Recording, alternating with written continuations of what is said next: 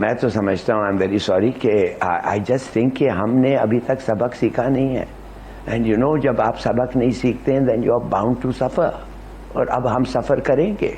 ये जो cease fire का जिसको शौक चढ़ा था, मेरा ख्याल है कि वो शौक अब उतर जाना चाहिए, क्योंकि सीज फायर आज दोबारा खत्म हो गई है। ये कॉन्फ्लिक्ट रुकेगी नहीं। हाँ, काबुल से जिस किस्म के इश्तियाल अंगेज बयानात आ रहे हैं और जिस तरह अफगान तालिबान बड़े पैमाने पे फौजी नकलो हरकत कर रहे हैं, उसे देखते हुए मैं नहीं समझता कि आर्जी सीज फायर के दौरान मुस्तकिल जंग बंदी का कोई ऐलान हो सकता है। मेरा अपना जाती ख्याल है, मेरा तज्जिया ये कहता है कि ये ऑपरेशन सिंदूर 2 का आगाज हुआ है, जो कि कल रात को इसने किया है। और अफगान फोर्सेस की तरफ से एक मर्तबा फिर स्पिन बोल्दक पे पाकिस्तानी चौकी के ऊपर, पाकिस्तानी पोस्ट के ऊपर ना सिर्फ हमला किया गया है बल्कि शदीद तरीन फायरिंग भी की गई है, और इसके साथ साथ भारी हथियारों का इस्तेमाल किया गया है। मोटर शेल्स पाकिस्तानी पोस्ट पर फायर किए गए। लेकिन तालिबान रिजीम शरारतों से बाज नहीं आ रही। सीज फायर का ऐलान तो हुआ, लेकिन अफगान तालिबान ने एक नई शरारत कर दी है। हमने अपने आप को देखना है कि हम क्या कर रहे हैं, हम इसको नेगेट कैसे कर रहे हैं।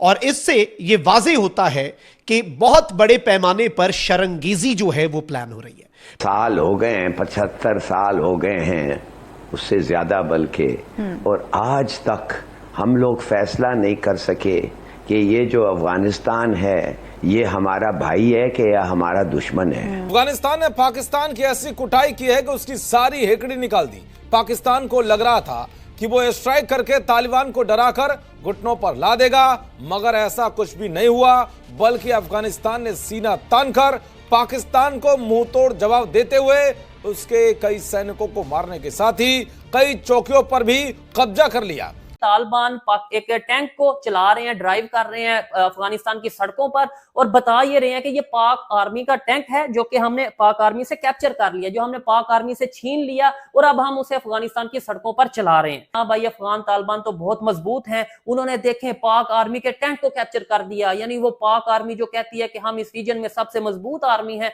उन्हें उनके टैंक को छीन लिया गया है।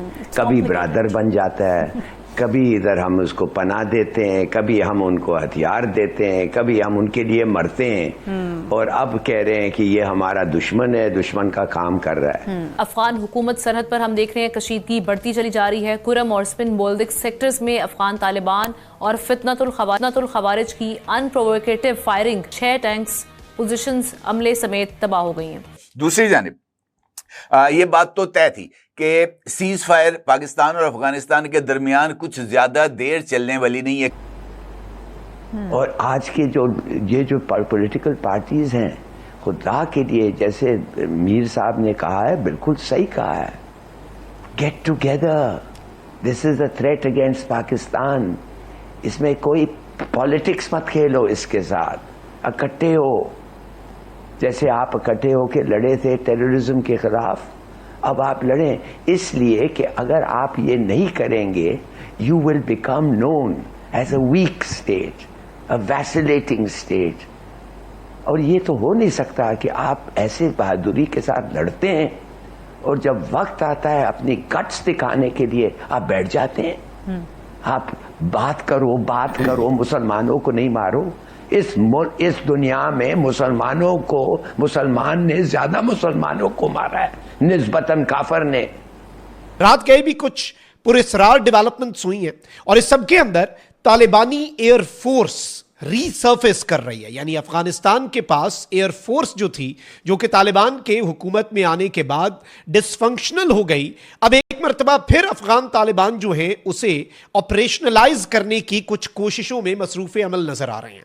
And obviously they want to use it against Pakistan. Mission को समझे, पाकिस्तान के वजीर दिफा जो है उन्होंने पॉलिसी स्टेटमेंट दी, और जाहिर बात है ऐसे सिनेरियो में जो डिफेंस मिनिस्टर है उसकी स्टेटमेंट की इंपॉर्टेंस बढ़ जाती है। हमारी जो चौकियों पे हमले हो रहे हैं, इसका अब क्या जवाब दें? देखें, मैं वो बड़ा क्लेम कर रहे हैं, जो उनके सरप्रस्त हैं भारत में बैठे हुए, वो भी बड़ा क्लेम करते हैं कि कराची पे कब्जा कर दिया, लाहौर पे कब्जा कर दिया। उसी तरह का क्लेम ये जो तालिबान है जो कर रहे हैं, दोनों तालिबान, ये फ्रेंचाइज है ना, टीटीपी भी और टीटीए, ये तालिबान फ्रेंचाइज है। एक फ्रेंचाइज जो है वो खिलाता है पाकिस्तान और दूसरा अफगान तालिबान खिलाते हैं फ्रेंचाइज जो है। तो ये लोग जो हैं उसी तरह के दावे कर रहे हैं। इस वक्त एज वी स्पीक इस वक्त भी जंग जारी है 2 सेक्टर्स के अंदर, चमन में भी और हमारे केपी में, कुर्रम में भी, 2 जगह, यानी बलूचिस्तान में भी और यहाँ भी। और हम अल्लाह के फजल से जो है उनको बड़ा कारी ज़रब जो है उनको लग रही है उधर के। और मैं समझता हूँ कि ये एक महाज जो खुला है, या ये जो एक एक्टिविटी जो है जंग की सूरत हाल जो बन रही है या बन गई है, तो ये जो जिस तरह पंजाबी में कहते हैं अभी चाल आल है, अल्लाह फजल ने चाल आवांगे सी। ख्वाजा साहब, लेकिन इंडिया के लिए शायद इससे ज़्यादा खुशी का कोई उसकी इंतहा ना हो कि एक 2 फ्रंट वॉर, जिसमें एक तरफ अफगानिस्तान पाकिस्तान के ऊपर बॉर्डर के ऊपर अटैक कर रहा है, दूसरी तरफ मैं आपकी बात से इत्तेफाक करता हूँ, लेकिन साथ ये है कि कोई हकीकतें तो आश्कारा हुई हैं ना।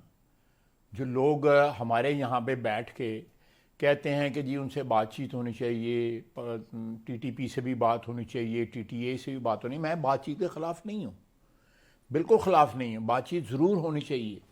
आपने कितनी दफ़ा बातचीत की है उनके साथ, आपने कितनी, आप मोहसिन हैं उनके, जिस तरह मैंने मिसाल दी है महाजरीन और अंसार की मिसाल दी है, वो आपके घर में बैठ कर रोज़ी कमा रहे हैं पिछले 50 साल से, आपका नमक खा रहे हैं, आपकी सरजमीन की जो है तफैल जो है उनके घर के चूल्हे जलते हैं। नमस्कार दोस्तों, जय हिंद। दोस्तों, ये वही पाकिस्तान है जो टीटीपी को अफगानिस्तान में आने पर जश्न मना रहा था और इस बात के लिए खुशियां मना रहा था कि भारत अब अफगानिस्तान से निकल जाएगा और वहां पर जितने भी इन्वेस्टमेंट किया है भारत ने उसका फ़ायदा पाकिस्तान उठाएगा। लेकिन दोस्तों, अब उल्टा पड़ता नज़र आ रहा है, जिसकी वजह से उनकी सांसें अटकी पड़ी है।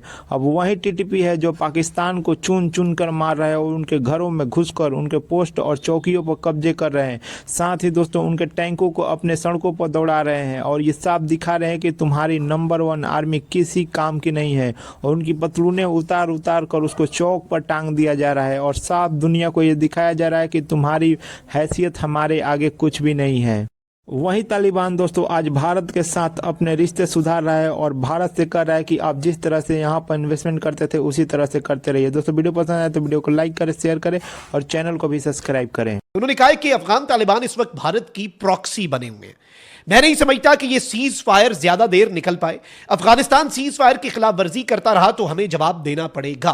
यानी मैं आपको पहले ये बता चुका हूं और कल रात ही मैंने आपको बता दिया था कि पाकिस्तान के सिक्योरिटी जराए को भी नहीं लगता कि ये सीज फायर ज्यादा देर टिकेगा। इस वक्त एक जानिब तो अफगान तालिबान के अंदर जो है वो एक खलीज पाई जा रही है, एक जानिब जो मुल्ला याकूब है वो है, दूसरी तरफ से राजुद्दीन हक्कानी, और जो मकामी कमांडर्स हैं they are now acting on their own. वो किसी की डायरेक्शंस नहीं ले रहे, वो रोग हो चुके हैं, वो रोग एलिमेंट्स बन चुके हैं जो कि पहले भी थे। तो जाहिर बात है कि ये सीज फायर ज्यादा देर टिकता हुआ नजर नहीं आ रहा और पाकिस्तान ने भी एक बहुत बड़ा डिप्लोमैटिक मूव खेला है। और इस सब के अंदर हमें यह भी पता है कि अफगान तालिबान एक मरतबा फिर अपने जख्म चाटेंगे।